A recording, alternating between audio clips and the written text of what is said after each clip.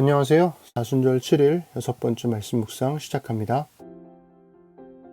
시편 45편부터 48편은 경첩의 암수가 꼭 맞듯이 하나님의 왕되심과 왕의 통치가 실현되는 시온을 노래합니다.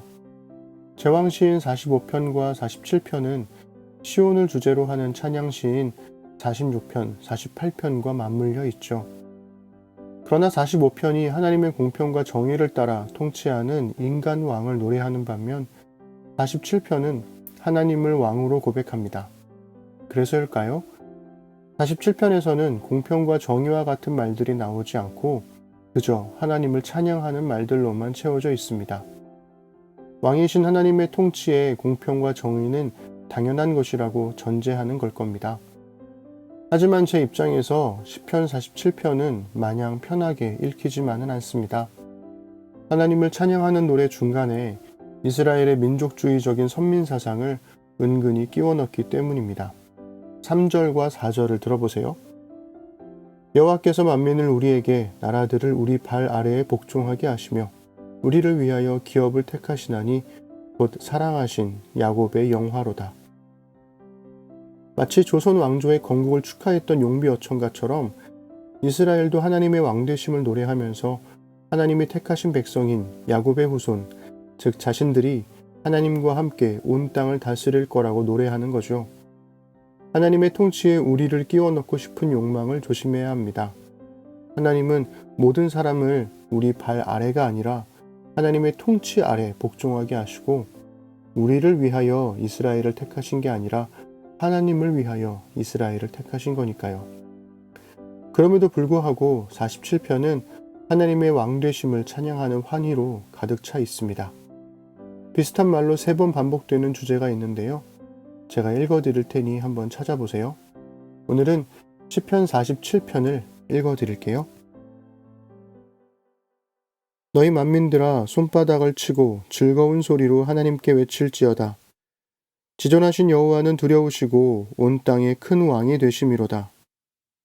여호와께서 만민을 우리에게 나라들을 우리 발 아래에 복종하게 하시며 우리를 위하여 기업을 택하시나니 곧 사랑하신 야곱의 영화로다.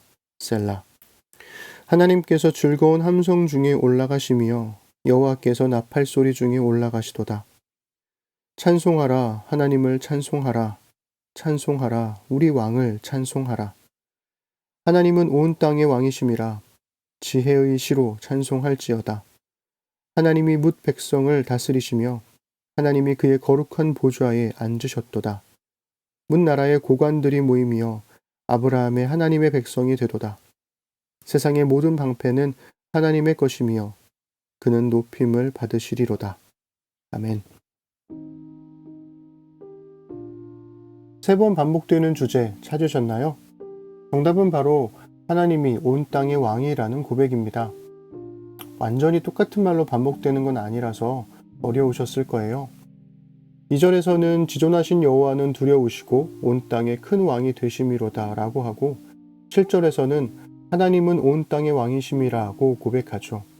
그리고 8절에서는 조금은 다른 표현으로 하나님이 뭇 백성을 다스리시며 라고 고백합니다. 이 세 문장에 공통적으로 들어가는 히브리어가 있어요.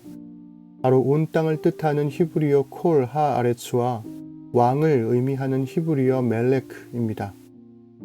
다만 8절에서는 온 땅과 비슷한 뭇 백성을 뜻하는 히브리어 알 고임이 쓰였고요. 멜레크의 동사형으로 다스리다를 뜻하는 말라크가 사용되었습니다. 결국 하나님께서 온 땅의 왕이시다 혹은 온 땅을 다스리시다로 반복하면서 강조하고 있는 거죠. 그리고 또 하나의 히브리어가 반복되는데요. 5절의 끝에서는 여호와께서 올라가시도다로 9절의 끝에서는 여호와께서 높임을 받으시리로다로 번역된 히브리어 동사 알라입니다. 9절에서는 왕의 대관식에 참여한 사람들의 환호성을 들으며 왕의 보좌로 올라가는 모습이 묘사됩니다. 그런데 9절에서는 한 나라의 왕을 넘어 모든 나라에서 높임 받으시는, 즉 하늘의 보좌로 올라가는 모습을 높임을 받으시리로다로 묘사하면서 의미가 확장되죠. 그러므로 시편 47편은 전체적으로 왕의 대관식 혹은 즉위식을 배경으로 하고 있으면서 이스라엘의 왕이신 하나님께서 사실은 모든 나라의 왕이심을 노래하는 시편인 겁니다. 하나님의 나라, 하나님의 통치, 하나님의 왕되심과 같은 주제들은 성경 전체를 관통하고 있습니다. 그러나 이러한 주제들을 다른 사람들을 억압하고 다스리려는 우리의 욕망에 이용해서는 안 됩니다. 그리스도인들이 하나님의 나라, 통치, 왕되심이라는 주제를 말할 때는 반드시 그 주제 안에 담긴 의미를 꼭 붙들어야 하죠. 바로 공평과 정의로 다스려지는 나라, 선하고 긍휼하신 하나님의 통치, 모든 사람을 살리려는 섬김의 왕이라는 의미 말입니다.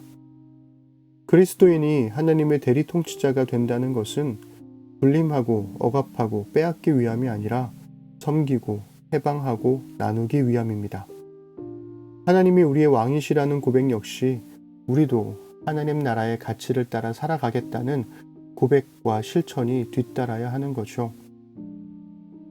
시편 47편을 고백하며 그리스도인들의 모습 때문에 하나님의 이름이 욕먹고 있는 시대에 그리스도인들의 신실한 삶으로 인해 다시금 하나님이 높임 받으시는 그 날이 오기를 소망해 봅니다.